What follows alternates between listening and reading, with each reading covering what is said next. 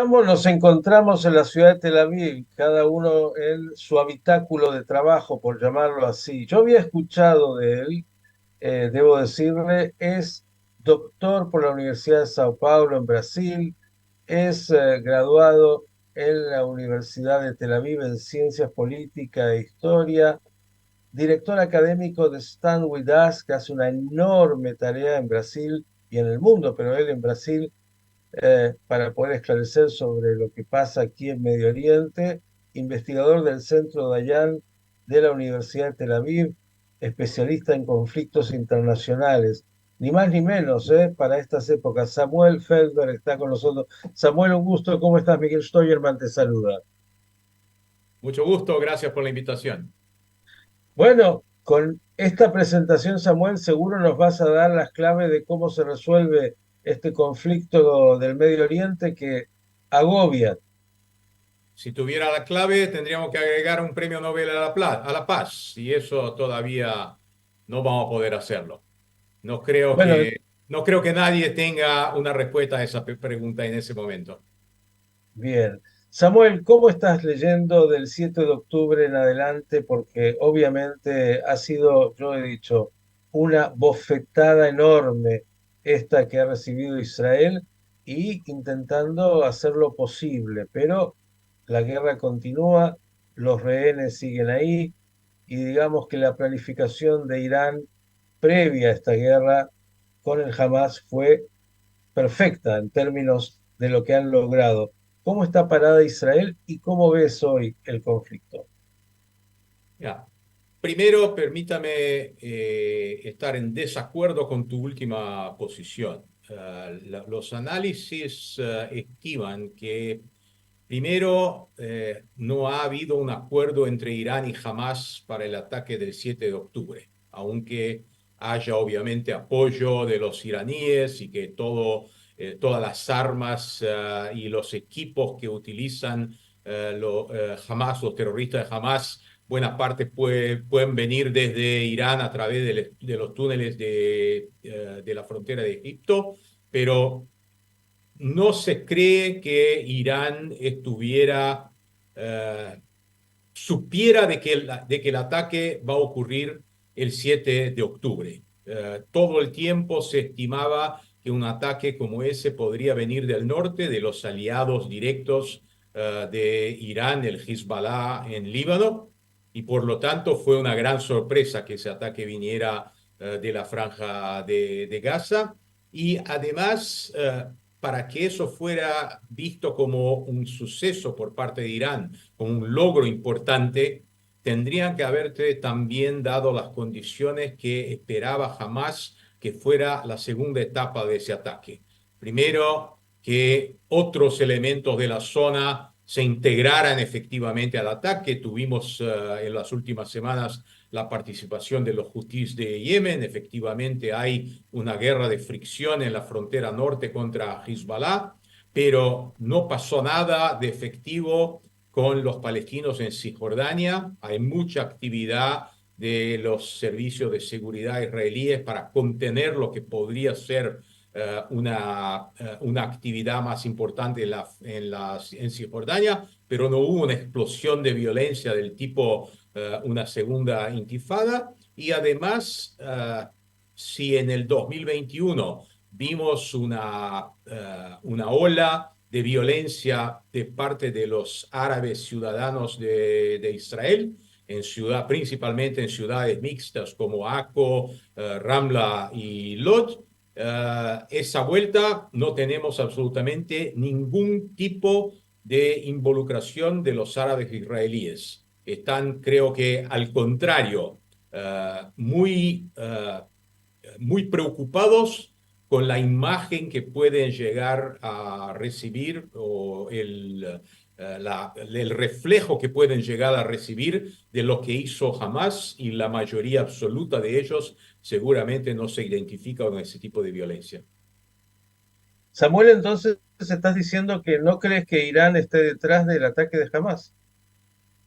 No creo que esté detrás de la decisión de que el ataque ocurriera el 7 de octubre. Pueden haber estado involucrados en los planes, seguramente están involucrados en el suministro de armas y municiones, pero todos los analistas entienden que no estaban planeando que eso ocurriera en la mañana del 7 de octubre. Eso probablemente fue una decisión de los altos rangos de Hamas.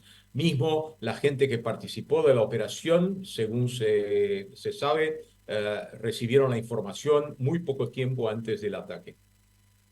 Bien, ¿y Irán entonces estaría eh, en contra de este ataque o se ha visto beneficiado? No, no, no, no está en contra. Todo lo que perjudica a Israel está de acuerdo con la política de Irán. Irán tiene interés con que los hutíes en Yemen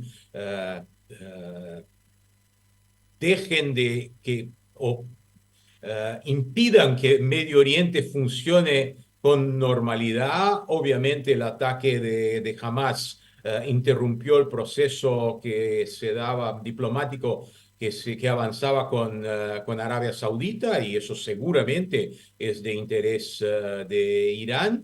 Pero lo que vemos en la frontera norte nos dice claramente que Irán no está dispuesto a sacrificar a Hezbollah a favor de Hamas, que Hezbollah va a permitir que Hamas sufra el impacto total de la reacción israelí y mantiene solamente una guerra de fricción en la frontera para decir, estamos acá, estamos involucrados con el enfrentamiento contra Israel, pero Irán no va a desperdiciar lo que creó como una amenaza a Israel en la frontera norte para apoyar a los terroristas de Hamas, acordando a los que nos escuchan que Irán y Hezbollah son Shia y Hamas y todos los terroristas palestinos, sea en la Franja de Gaza, sea en Cisjordania, son sunnis y entre ellos hay algo mucho más amplio que la guerra contra Israel. Podríamos decir que lo único que los une es el objetivo de causarle problemas a Israel, porque destruir a Israel no van a poder. Samuel, hay quienes hablan de, bueno, en el contexto amplio, una tercera guerra mundial de baja intensidad, otros hablan de la renovación de la Guerra Fría. ¿Qué dirías? Una tercera guerra mundial no podría ser de baja intensidad.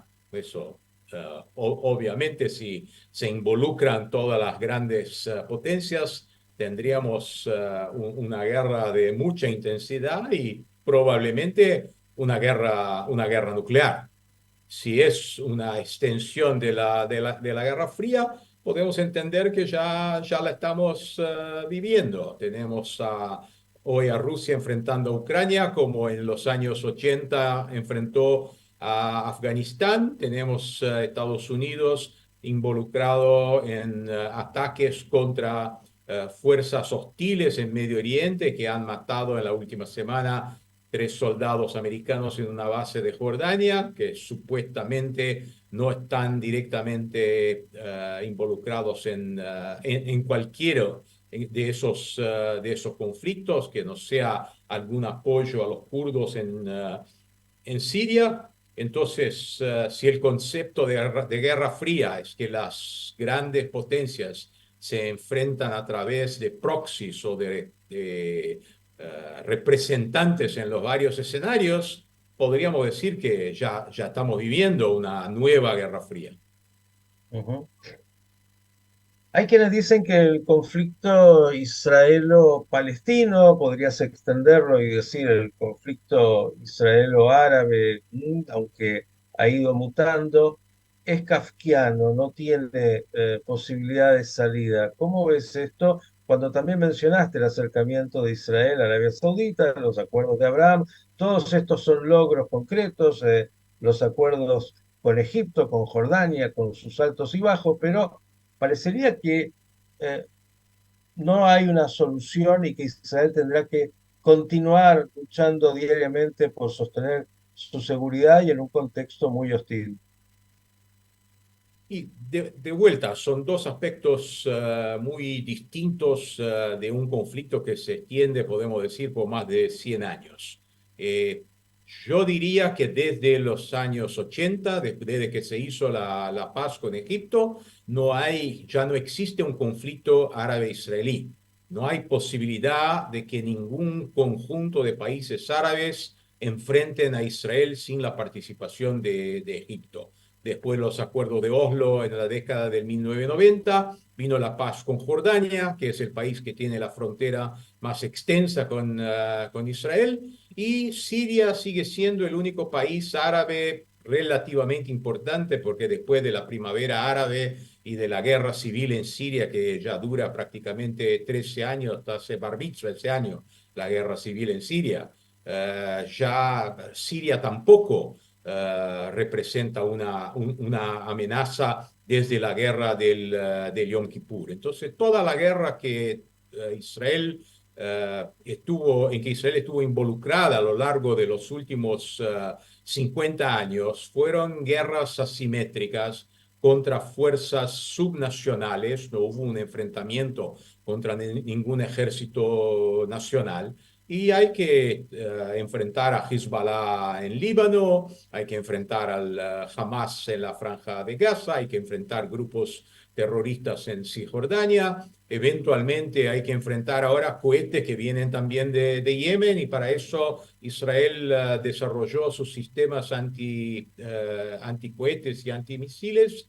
Así que del punto de vista de la seguridad geopolítica macro de Israel, Israel vive su mejor momento hasta el 7 de octubre, porque se asumía a lo largo de las últimas décadas que ataques terroristas son amenazas puntuales.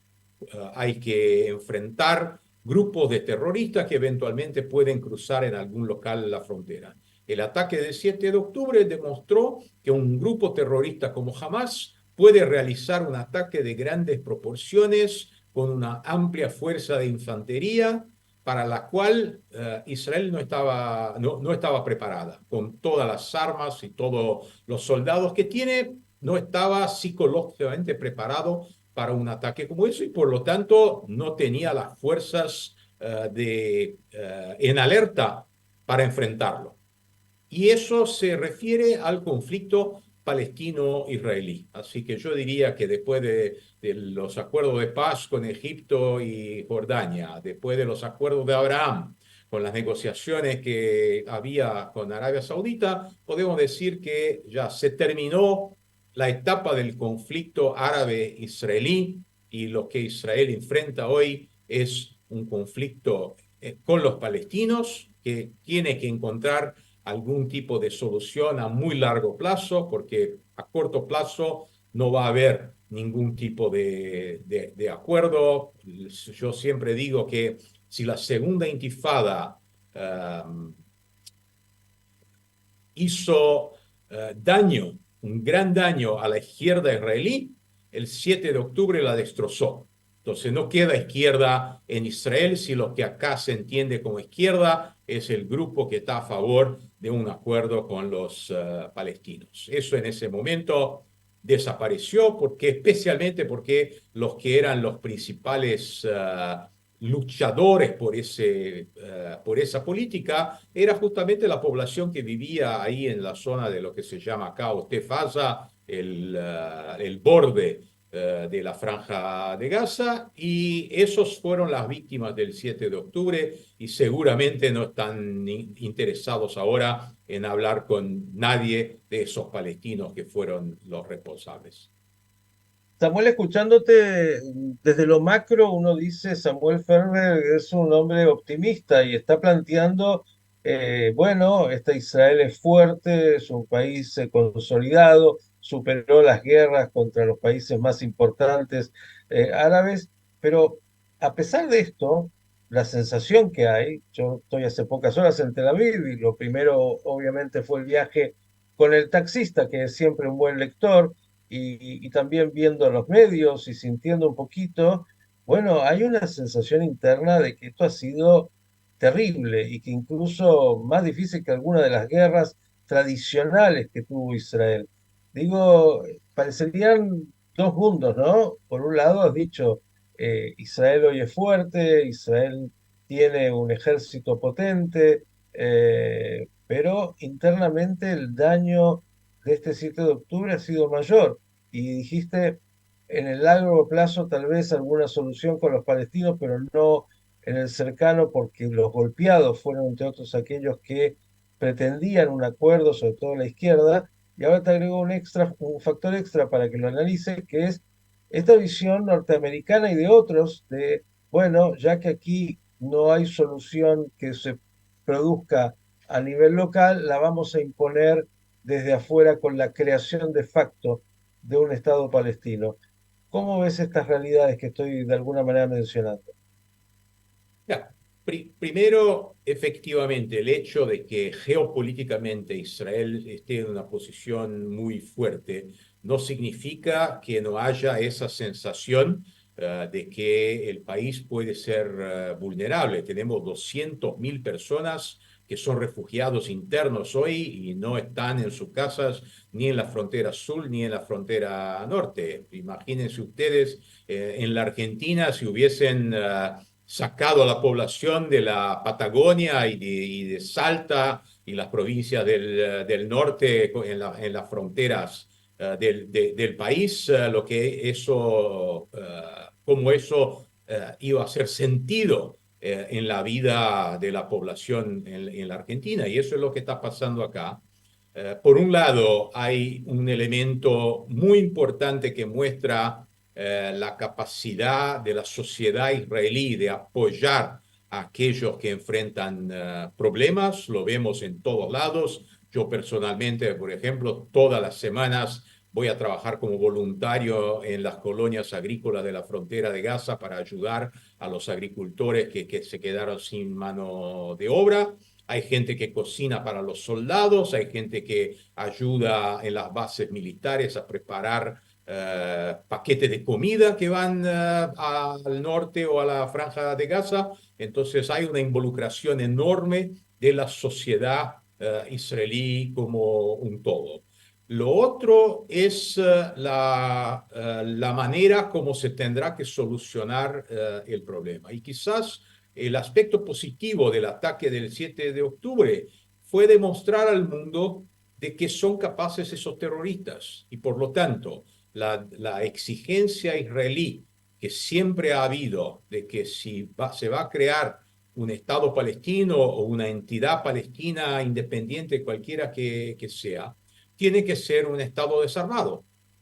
No puede haber armas en manos de una población, porque lo que pasó en el 7 de octubre no fue actos solamente de terroristas, hubo una enorme participación de la población civil en Gaza que vio una oportunidad de robar, de matar, de violar, y por lo tanto esa es la sociedad con la cual los israelíes tienen que convivir como sus vecinos. Y por lo tanto se espera que el mundo haya entendido que ese tipo de gente no puede tener armas, no tiene ninguna amenaza externa, por lo tanto no necesitan armas para defenderse y no pueden tener armas para representar una amenaza. Ahora, no hay acuerdo entre vecinos que no se entienden que puede ser impuesto desde afuera. Si las partes no están de acuerdo, que quieren terminar el conflicto, no hay potencia, ni Estados Unidos, ni China, ni Rusia, ni la que sea, que puede imponer un acuerdo entre las partes. Pueden facilitar un acuerdo, pueden empujar a uno y a otro para que avancen, pero si no hay voluntad de llegar a un acuerdo, eso no va a pasar. Y lo vimos en Camp David y lo vimos en los acuerdos de Oslo. En Camp David había voluntad por parte de Egipto de recuperar al Sinaí, de entrar al campo occidental en el medio de la Guerra Fría y había interés de Israel en sacar del ámbito de combate el mayor país árabe de la región y por lo tanto se hizo un acuerdo de paz que está de pie hasta hoy. Con los palestinos en Oslo, eventualmente se percibió una voluntad inicial, pero muy rápidamente se descubrió que hay radicales palestinos que no están dispuestos a reconocer a Israel y hay radicales judíos que no están dispuestos a entregarles locales sagrados judíos a los palestinos y por lo tanto los acuerdos de Oslo no funcionaron. Que quizás ahora entremos en una nueva etapa. Me quedan mil preguntas, pero tendremos oportunidad. Samuel, agradecerte por estos minutos. Ha sido muy claro y para seguir pensando esta realidad geopolítica tan compleja que vive Israel y el Medio Oriente en este mundo, también que tiene que ver con todo. Hasta la próxima y gracias. Gracias por la invitación. Lo pienso todos los días, cuando quieran. Samuel Feber, el director académico de Star Us en Brasil, pero hombre de las ciencias políticas y que también comprende esta realidad que tiene Israel y su vecindad.